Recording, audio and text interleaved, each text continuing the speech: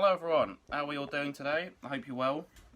I'm back with another brand new unboxing video right here. This is on one of the other pre-order that I had off Arrow Video. I know exactly what this is, so let's get right into it. That's the first. The box doesn't have the pulley bit. Oh my day. Ooh. Okay.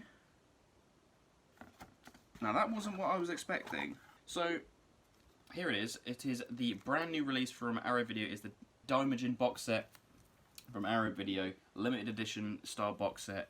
And right off the bat, I have to say, look at that beautiful artwork. Fantastic. Done by the magnificent Matt Ziller. You might know him, who also did the artwork for the Gamera box sets and the Tremors 4K set. But yeah.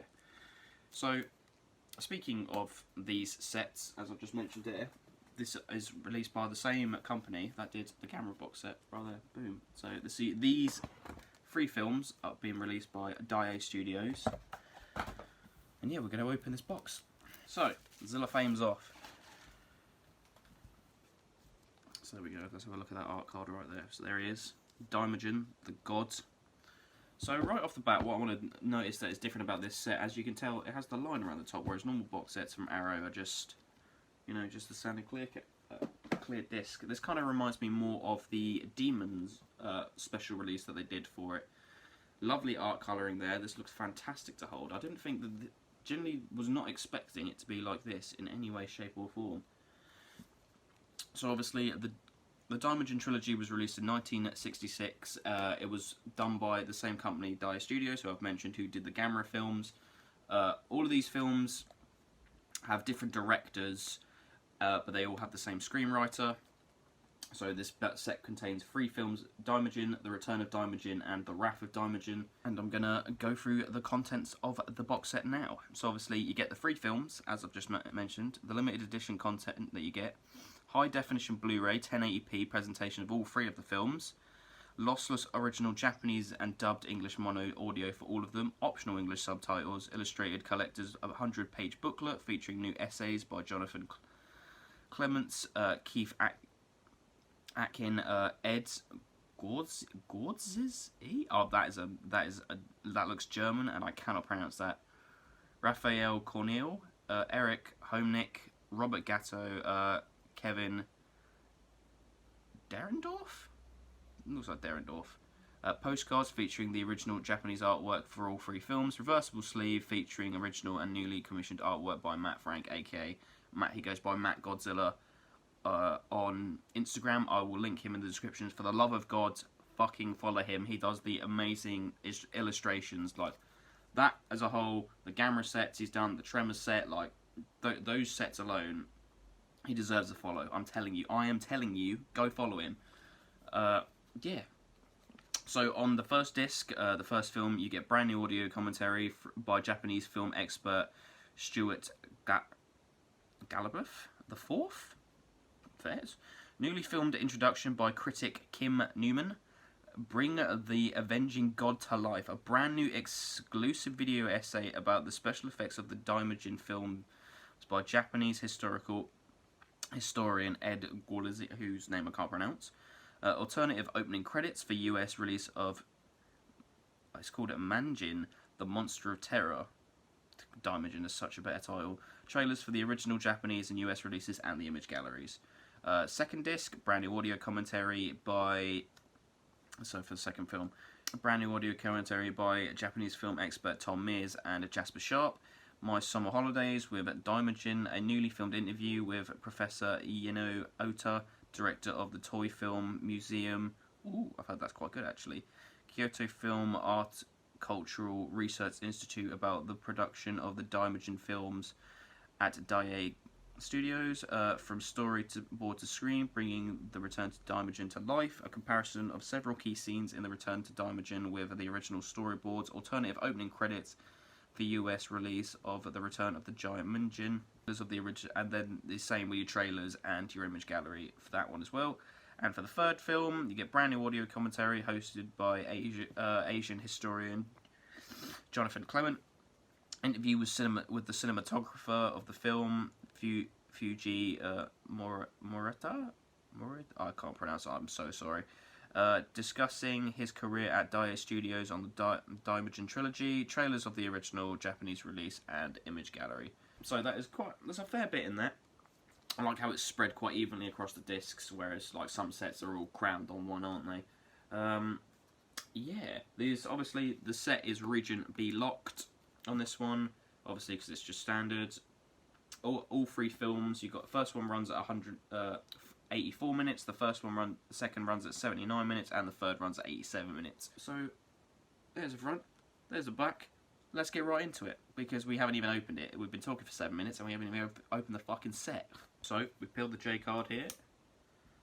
Oh, ho ho ho ho ho. There's the J card off, but I want to point out, look at that back. Look at that, it's fucking gorgeous. That's fucking dope. Look at that. That is a gorgeous set. So let's get right into it. As you can tell, it does this, which I prefer this style of going up than the Demon set, because the Demon set awkwardly is a bit too big and it kind of really pisses me off. Oh, this one does as well, see? Look at that. It's just a little bit tad bigger and it's going to stick out on the shelf. It's going to piss me off. Why are you doing this? Now, I don't know if this is intentional, but this top bit does not come out here. So it kind of looks like clouds coming out of his head. So if that's the case, you have to slip them out through the bottom like this, which is low-key going to be quite annoying when trying to watch them. Obviously, that is fucking gorgeous. Look at that. That is a gorgeous book. Holy shit. That's beautiful. So, you get your 3 films. Here's Daimajin. Here's the first one. Very nice. And that's the reversible art. In the first one, as you say, you get the art card. So, there's that poster, which you saw at the back of the box. And then there's that one. Lovely. You also get the poster in this one, but I will save that for a sec. You get the return of Daimajin. I love that scene where he splits the ocean. Absolutely gorgeous. So I'm pretty sure. Yep. So every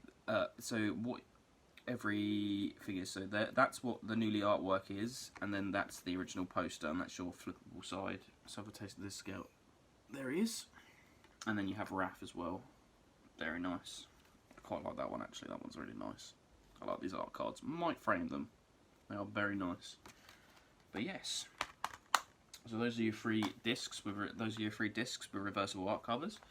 And these nice in the thin cases, as you can tell. Nice uniformity there. We'll do the poster now.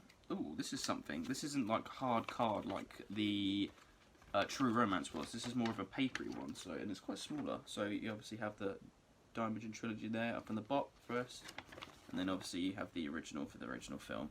Very nice. I don't know if I prefer this sort of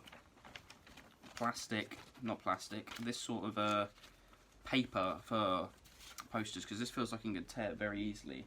So now we're going to talk about the perfect bound booklet, and I must say this is my favourite booklet I've ever seen from Arrow. That design is phenomenal. That looks like traditional Japanese, like, sketch paint work. Is fantastic. And just some of the illustrations on the inside, like this page here, looks absolutely gorgeous, and it's just, they're littered throughout. They look absolutely brilliant. So it tells you all the cast and crew on each of the films with a nice art illustration. So let's go through the content. So from page 5 onwards, cast and crew. Page 11 onwards, you have A Blast from the Past by Jonathan Clement. Dubs and Titles by Keith Eakins, page 23. Special Effects and Daimajin, The Pride of Daiei Studios by that Ed guy, Godzilwaski, I don't fucking know. That's on page 31. Search for Daimajin on page 43 by Raphael Corneli. Music fit for a Kaiman. That's just about the music of the Daimajin Trilogy by Eric Homenick, a tribute to the film giant Futu Murata who is the tribute to the cinematographer by Robin Gatto. Daimajin's Pop Culture Footprint by Kevin Derendorf on page 83, and About the Transfer on page 94, which we'll definitely be skipping right to the transfer page. So about the transfer, Daimajin, Return to Daimajin, and The Wrath of Daimajin are presented in their original aspect ratios of 2.35.1 with mono soundtrack. High definition masters were produced and supplied by additional grading and restoring by Arrow Videos at Restore Studios. Additional English language material for Daimajin, Return to Daimajin was scored from MGM.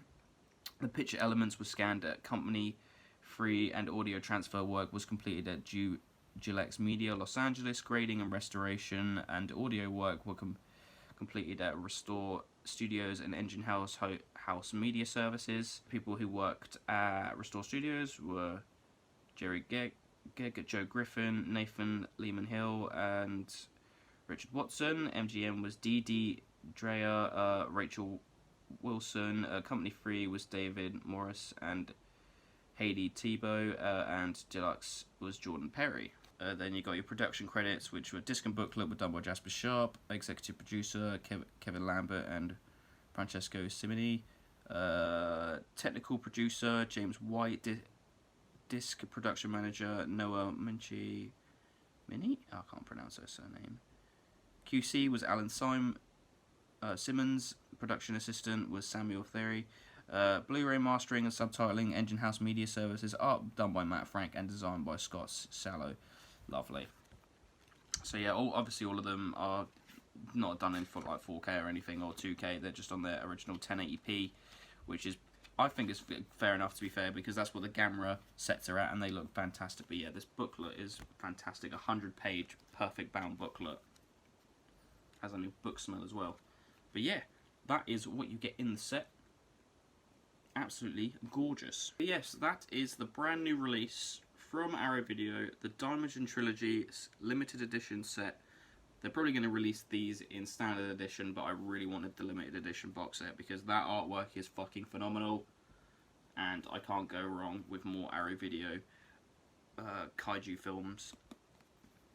More of these, please, Arrow. More obscure films on Arrow Video, please. If you'd like to release one, Reptilicus would be a nice one. Release that on special edition. That'd be sick.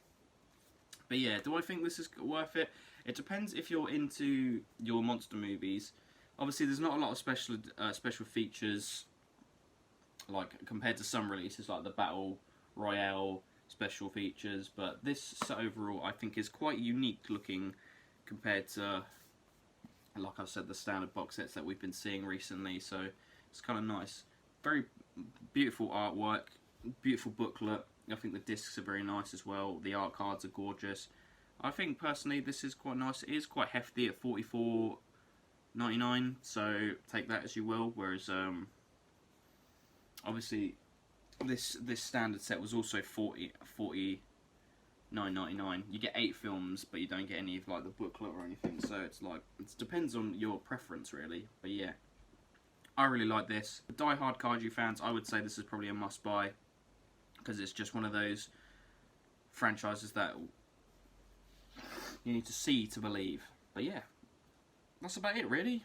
Not really too much to say because I haven't really seen them. But yeah, that is the Daimajin box set unboxing video done. Watching, guys. Hope you did enjoy.